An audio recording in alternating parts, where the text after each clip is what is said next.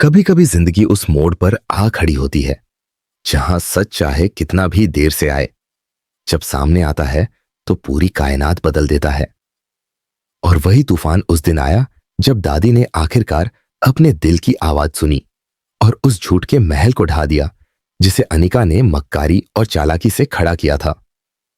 जी हां, जिस अनिका को दादी ने अपनी बहू माना था, अपने बेटे वेद की जीवन संगिनी स्वीकारा था, उसी अनिका का आज असली चेहरा पूरी दुनिया के सामने था। और जिसने ये कर दिखाया था वो कोई और नहीं, वही सरू थी। मासूम सी, शांत सी, मगर अंदर से एक ज्वाला सी लड़की जो सच्चाई की लड़ाई लड़ रही थी उस दिन से, जब से वो इस घर में आई थी। मगर हर बार उसे बदले में मिला था तिरस्कार, अपमान और दादी की वो नफरत जो उसे एक पल के लिए भी चैन से जीने नहीं देती थी। लेकिन आज हालात बदल चुके थे। उस सुबह जब पूरा परिवार हॉल में बैठा था, दादी की तबीयत थोड़ी खराब थी और वेद अपनी मां के पास बैठा था।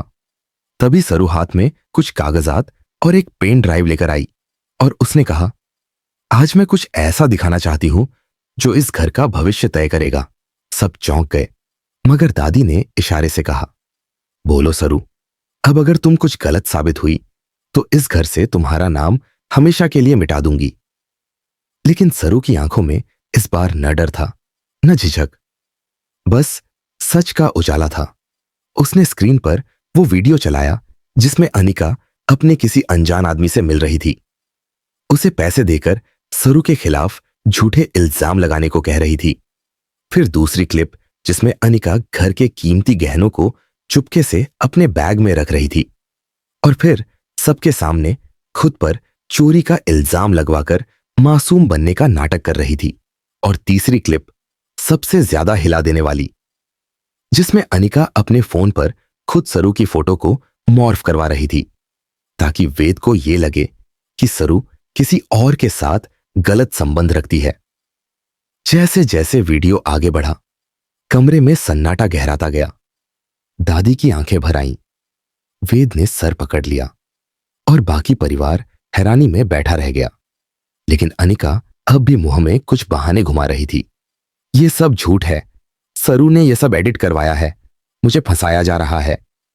लेकिन तभी सरू ने आगे आकर अपने फोन से पुलिस के उस अधिकारी का बयान चला दिया जिसने इन सभी वीडियो क्लिप्स की जांच की थी और कहा था, ये सारे सबूत ओरिजिनल है, इनमें किसी तरह की एडिटिंग या छेड़छाड़ नहीं की गई है। अब अनिका के पास कोई रास्ता नहीं बचा था और तभी दादी उठी। उनकी आंखों से बहते आंसुओं में अफसोस था, पछतावा था और एक मां की टूटती उम्मीदें भी। उन्होंने गुस्से से अनिका की ओर देखा और कहा, मैंने तुझ पर भरोसा किया, तुझे अपनी बहू माना, लेकिन तूने मेरी मासूमियत का मजाक उड़ाया। आज के बाद इस घर में तेरी कोई जगह नहीं है अनिका, निकल जा। अनिका ने दादी के पैर पकड़ने की कोशिश की। माफ कर दीजिए दादी, प्लीज, मैं आपकी बहू हूं। लेकिन दादी ने अपना पैर हटा लिया और जोर से चिल्लाई, बहू थी, अब सिर्फ धोखेबाज औरत है। और फिर वेद ने खुद अनिका का सामान बाहर फेंक दिया और जैसे ही दरवाजा बंद हुआ, पूरे घर में सन्नाटा छा गया। तभी दादी ने सरू की ओर देखा। अब वो नफरत नहीं, ममता थी, भरोसा था और एक वो सम्मान था जो उन्होंने पहली बार दिया था। उन्होंने सरू के हाथ को थामा और कहा, माफ कर दे बेटी, तुझे समझने में बहुत देर कर दी। सरू की आंखें छलक गईं। वो रोते हुए दादी के गले लग गई और बोली, अब जब आप मुझे बेटी मान चुकी हैं तो सारी शिकायतें मिट गईं दादी।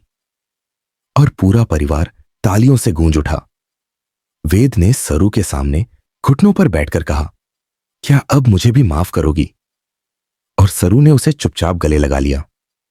उस दिन सिर्फ एक झूठ उजागर नहीं हुआ था, उस दिन एक सच्ची बहू को उसका हक मिला था और एक मां ने अपनी गलती स्वीकार कर सच्चाई को सम्मान दिया था। कहानी अब नई दिशा में बढ़ चुकी थी और वो दिशा थी न्याय, सम्मान और रिश्तों की सच्ची पुनर्स्थापना की।